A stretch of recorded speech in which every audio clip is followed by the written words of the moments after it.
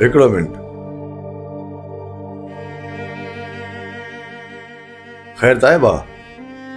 यार मुंहिंजे चाचे मूंखे घर मां कढी छॾियो आहे ऐं मूंखे बेदख़ल करे छॾियो अथई प्रॉपर्टी मां बि ऐं चए थो तुंहिंजे नाले जो फोती खातो बि ठाराए छॾियो आहे।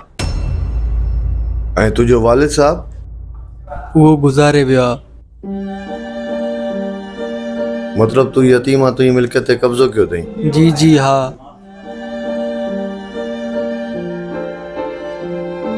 अच्छा,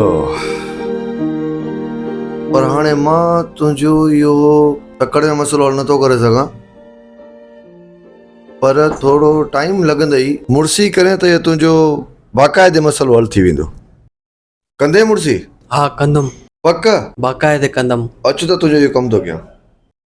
ही सिंध मेरान लॉ कॉलेज जाम शोरो आहे, तोखे हिते एडमिशन वठणी पवंदी।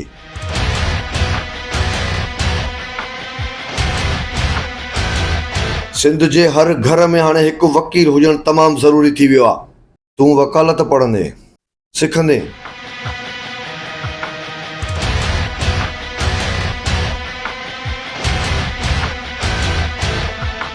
तूं जॾहिं वकालत पढ़ंदे ऐं सिखंदे त तोखे ख़बर पवंदी त कानून छा आहे, आइन छा आहे।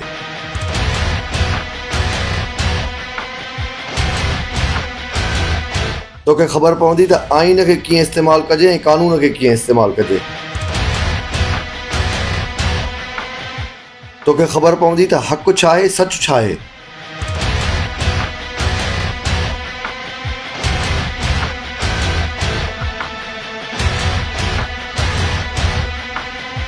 पोइ तूं ईअं कॾहिं बि कंहिंसां न मिलंदे त मुंहिंजे चाचे मुंहिंजो हक़ खाधो आहे। ना ना ना ना,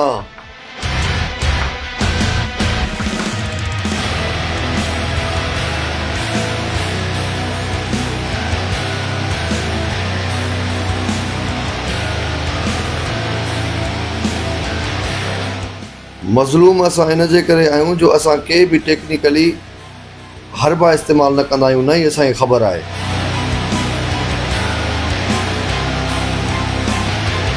जेकॾहिं हिननि कॉलेजुनि में तव्हां अचे पढ़णु शुरू कयो न, ऐं जेकॾहिं तव्हांजे अंदर में वकालत अची वई ऐं तव्हां कानून जे हिकु हिकु पने मां वाक़ुफ़ु थी वियो, उन ॾींहुं दुनिया जी का बि ताक़त तव्हांजो हक़ु नथी खाई सघे। इन जे करे तूं हिन में एडमिशन वठंदे, अॼु ई वठंदे। अॼु वठ, पढ़, सिख।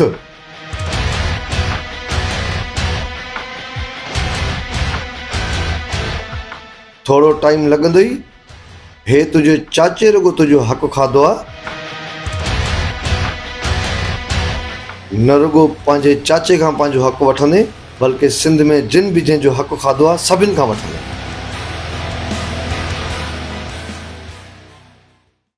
तव्हांजे हिन केस जी फीस केतिरी थींदी?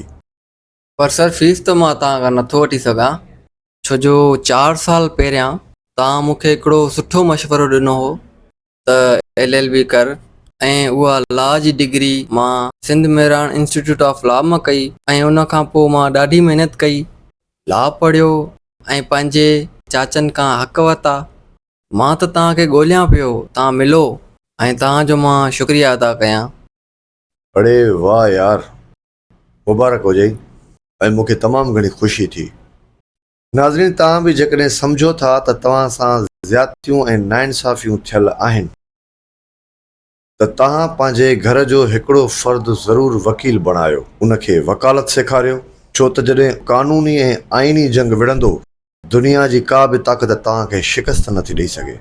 सिंध मेरान लॉ कॉलेज जामशोरो में तव्हां सॼी सिंध खे वेझो पवंदी। अॼु ई कोशिशि कयो, उते एडमिशन वठो ऐं पंहिंजो पाण खे मज़बूत बणायो। सिंध जीअंदी त असां जीअंदासीं।